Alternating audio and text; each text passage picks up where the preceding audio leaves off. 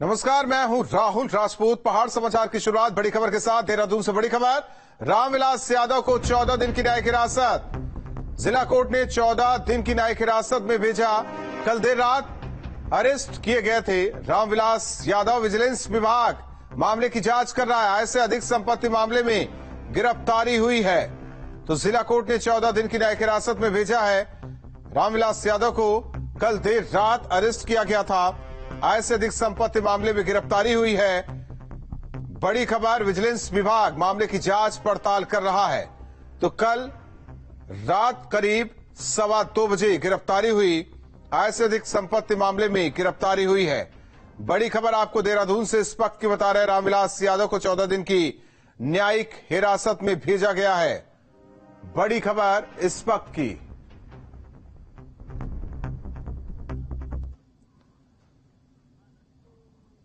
बड़ी खबर, नैनीताल से आईएएस रामविलास यादव की याचिका पर सुनवाई हुई। गिरफ्तारी पर रोक लगाने की मांग पर हाईकोर्ट में सुनवाई हुई है। कोर्ट ने सरकार से गिरफ्तारी का कारण पूछा। जांच में सहयोग करने के बावजूद गिरफ्तारी क्यों, यह हाईकोर्ट ने सवाल पूछा। इसके बाद जवाब दिया गया, सरकार ने जांच में सहयोग न करने की हालांकि बात भी कही। विजिलेंस के सामने पेश होने में आनाकानी करने का आरोप लगा। कोर्ट ने सरकार से शपथ पत्र पेश करने का आदेश दिया।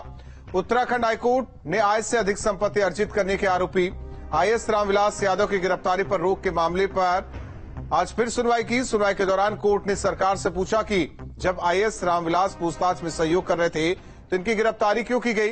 तब सरकार ने रामविलास यादव पर सवालों के सही ढंग से जवाब न देने और जांच के लिए विजिलेंस के सामने पेश होने में आनाकानी करने की बात कही।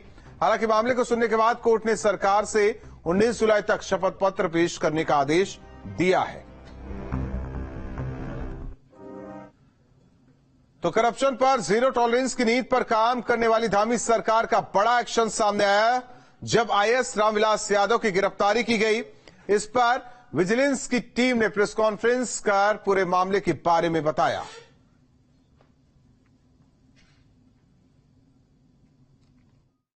करने की अनुमति जब मिली थी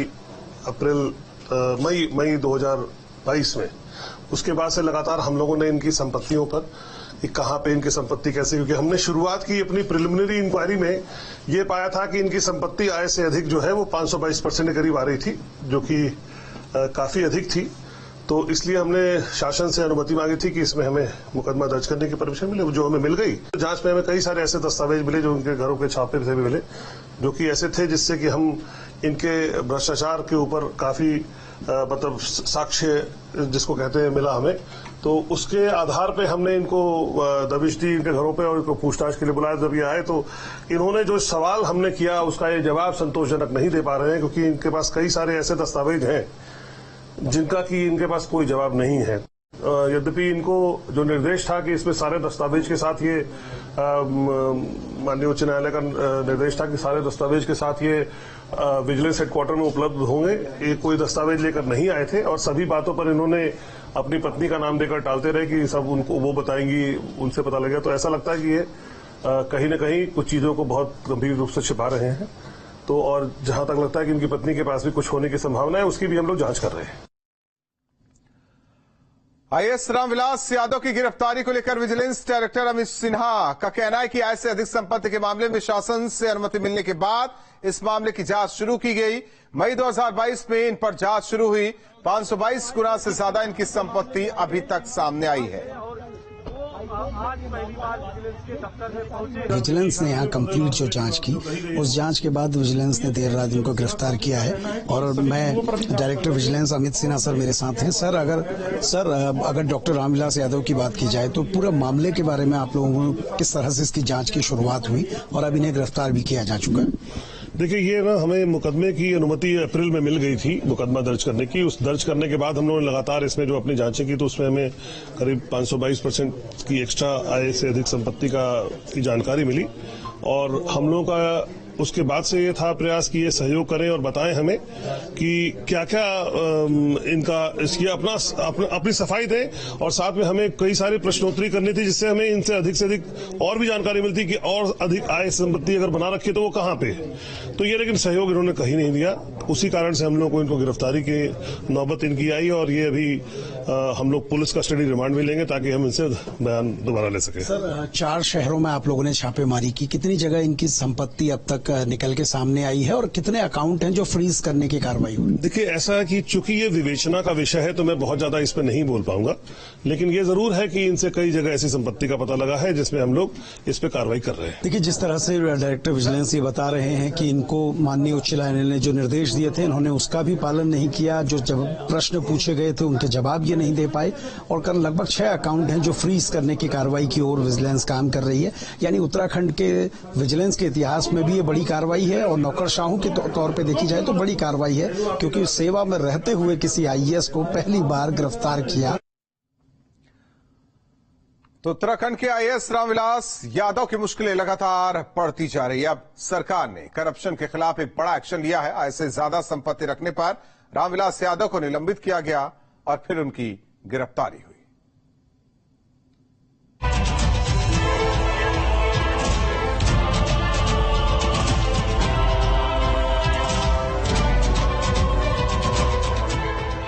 भ्रष्टाचार पर धामी सरकार का बड़ा एक्शन। आईएएस रामविलास यादव की गिरफ्तारी। आय से 500 गुना ज्यादा संपत्ति रखने का आरोप। आय से 500 गुना ज्यादा संपत्ति, ये वो आंकड़ा है जो एक आईएएस के भ्रष्टाचार की गवाही दे रहे हैं। एक ऐसा आईएएस अधिकारी जो एक नहीं बल्कि 2-2 प्रदेशों में सरकारी पैसे से अपनी तिजोरी भरी, लेकिन अब आईएएस रामविलास यादव भ्रष्टाचार के दलदल में ऐसे फंसे कि सीधा जेल ही पहुंच गए। शासन से अनुमति मांगी थी कि इसमें हमें मुकदमा दर्ज करने की परमिशन मिले, जो हमें मिल गई।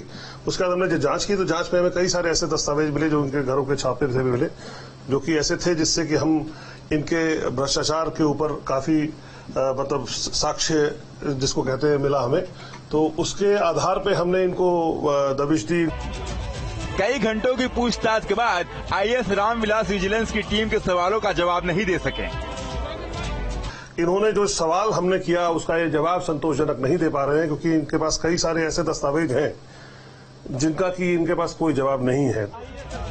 अब हम आपको बताते हैं कि रामविलास यादव यूपी से लेकर उत्तराखंड तक किस तरह से जनता की गाढ़ी कमाई पर मलाई काट रहा था। लंबे समय तक लखनऊ विकास प्राधिकरण में तैनात रहे, एडिशनल डायरेक्टर मंडी परिषद रहे, एलडीए सचिव रहते हुए आय से 500 गुना अधिक संपत्ति कमाई। अखिलेश यादव का बेहद करीबी रहा है आईएएस रामविलास। समाजवादी पार्टी के अखिलेश यादव के साथ करीबी को इस बात से समझा जा सकता है कि जैसे ही यूपी में बीजेपी सरकार आई वैसे ही अपने रसूख का इस्तेमाल कर उत्तराखंड ट्रांसफर करवा लिया। लेकिन भ्रष्टाचार के रथ पर सवार इस आईएएस की रफ्तार पर धामी सरकार ने ब्रेक लगा दी और सलाखों के पीछे पहुंचा दिया। देहरादून से सुरेंद्र डसीला के साथ टीम न्यूज स्टेट। और सहयोगी सुरेंद्र डसीला हमारे साथ जुड़े हैं। सुरेंद्र, साफ तौर पर इस सरकार की और सीएम धामी 2 टूक करप्शन को लेकर जीरो टॉलरेंस, जिसका नतीजा की गिरफ्तारी होती है आईएएस रामविलास की। 500 से ज्यादा गुना संपत्ति आय से अधिक जाहिर तौर पर पेश किया जाता है। 14 दिन की न्यायिक हिरासत। नैनीताल, हालांकि उत्तराखंड हाईकोर्ट भी मामला पहुंचता है। ओवरऑल सब कुछ दर्शकों को बताइए।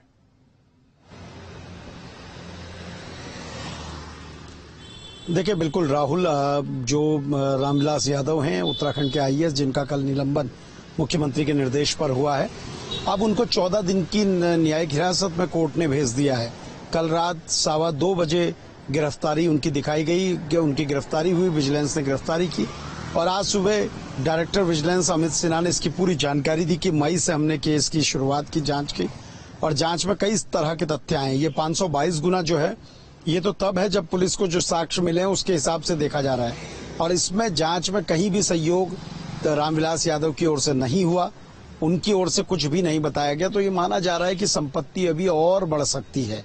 ये सिर्फ वो दस्तावेज हैं जो पुलिस को मिले, छानबीन करी, जिसका पता लगाया। इनके बैंक, करीब 6 बैंक अकाउंट फ्रीज कर दिए गए हैं। उसकी कार्रवाई विजिलेंस ने शुरू कर दी थी। बड़ी बात यह है कि एलडीए में 9 साल तक सचिव रहना, ये समझा जा सकता है कि कितने बड़े रसूख वाले होंगे। लखनऊ विकास प्राधिकरण में अगर कोई व्यक्ति सचिव के तौर पे रहता है तो आप समझिए वो कितना बड़ा रसूख वाला है। 5 साल तक एडिशनल डायरेक्टर के तौर पे मंडी परिषद में रहे, जहां भर्ती घोटाले के भी आरोप लगते रहे। तो ये तमाम चीजें थी जिनका बैकग्राउंड इनका था। इनको उत्तराखंड बनने के बाद उत्तराखंड कैडर दिया गया था, लेकिन ये उत्तराखंड नहीं आए क्योंकि इनके लिए परिस्थितियां बहुत अनुकूल थी उत्तर प्रदेश में। सपा सरकार का पूरा सपोर्ट इनको था, पूरा संरक्षण इनको था।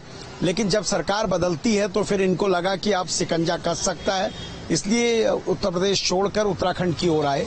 2019 के करीब में इनकी डीपीसी हुई। जब ये आईएएस बने तो उसके बाद से लगातार इस पूरे मामले की जांच शुरू हुई। उत्तर प्रदेश ने उत्तराखंड को फीडबैक दिया और कई तरह की जांच और घोटालों की बात कही, आय से अधिक संपत्ति की बात कही, जिसमें विजिलेंस ने 2022 में इस पर जांच शुरू करी। और जब जांच शुरू करी तो ये पता चला कि आखिरकार कितने शहरों में इनका पूरी तरह से इनकी अवैध संपत्तियां हैं। 4 शहरों में मेन तौर पे इसमें छापेमारी हुई, चाहे गाजियाबाद की बात करूं, गाजीपुर की बात करूं, लखनऊ की बात करूं या फिर देहरादून की बात करूं। ये तमाम जगह हैं जहां इनकी अवैध प्रॉपर्टी है। विजिलेंस डायरेक्टर का कहना है कि किसी भी सवाल का इन्होंने जवाब नहीं दिया और ये सिर्फ ये कहते थे मैं जवाब दूंगा, मेरी पत्नी अधिकतर जवाब जानती है। तो आप ये समझिए पूरी तरह से तैयार होकर पहुंचे थे पुलिस के विजिलेंस के पास। कोर्ट हाई कोर्ट में जो आपने मामला पूछा, देखिए हाई कोर्ट में अरेस्ट स्टे के लिए भी गए थे। हाई कोर्ट ने फटकार लगाई, हाई कोर्ट ने कहा कि आप जांच पे सपोर्ट कीजिए। आज जब ये गिरफ्तार हुए तो इनके वकीलों की एक टीम वहां भी तैनात थी और उन्होंने हाई कोर्ट में कहा साहब आपके कहने पर हम गए थे जांच में सहयोग के लिए, लेकिन हमको जेल भेजा जा रहा है। जिस पर सरकार की ओर से जो पक्ष है उसमें सीधे तौर पे कहा गया है कि किसी भी जांच में कोई सहयोग नहीं किया, कोई दस्तावेज उपलब्ध नहीं कराए। धन्यवाद 19 जुलाई की डेट के लिए और दर्शकों को तफसील से सब कुछ बताने के लिए। आईएएस रामविलास यादव यूपी में लंबे समय तक तैनात रहे हैं, समाजवादी सरकार के करीबी अफसर रहे हैं, कई मलाईदार विभागों में पोस्टिंग रही है। यूपी में पोस्टिंग रहते ही अंधाधुंध कमाई की। लखनऊ में भी आलीशान मकान है। यूपी में पोस्टिंग के दौरान भी रामविलास पर तमाम आरोप लगते थे। तो आईएएस रामविलास यादव पर गंभीर आरोप लगे, लेकिन रसूख के चलते कोई एक्शन अब तक नहीं होता था। निचले पद पर तैनाती लेते थे, बड़े बड़े कारनामे करते थे। उत्तराखंड के आईएएस रामविलास यादव, जिनको विजिलेंस ने गिरफ्तार कर लिया है, जिनके खिलाफ अब कार्रवाई चल रही है। आर.के. निगम जी हैं जो कि संघ के पदाधिकारी रहे हैं और उस वक्त हमेशा से करप्शन को लेकर के आप आवाज उठाते थे। अब जब रामविलास यादव का कच्चा चिट्ठा सामने आ गया है तो क्या कहेंगे उनके बारे में, उनकी नौकरी के बारे में? नहीं, सरकार ने जो भ्रष्ट अधिकारी हैं उनके विरुद्ध जो अभियान चलाया वो अच्छा कदम है। हम लोग हमेशा से इस बात को कहते रहे और उनके विरुद्ध सख्त कार्रवाई होनी चाहिए, क्योंकि देखा यह जाता है कि कर्मचारियों के विरुद्ध तो कार्रवाई हो जाती है, अधिकारियों के विरुद्ध कार्रवाई नहीं होती है।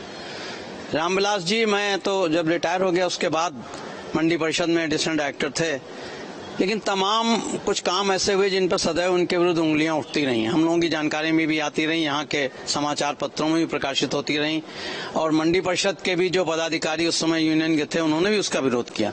और सबसे बड़ा विरोध इस बात का था कि जितनी भी पदोन्नतियां उन्होंने की नियमों के विपरीत, बाद में या तो वो टर्न डाउन हो गई या उनको हटा दिया गया। तो नियम को बिना देखे काम करने की उनकी जो प्रथा थी उससे कर्मचारियों को बहुत नुकसान हुआ। बाद में तमाम मुकदमे भी हुए। वीडियो जर्नलिस्ट दीपक के साथ आलोक पांडे, न्यूज स्टेट, लखनऊ।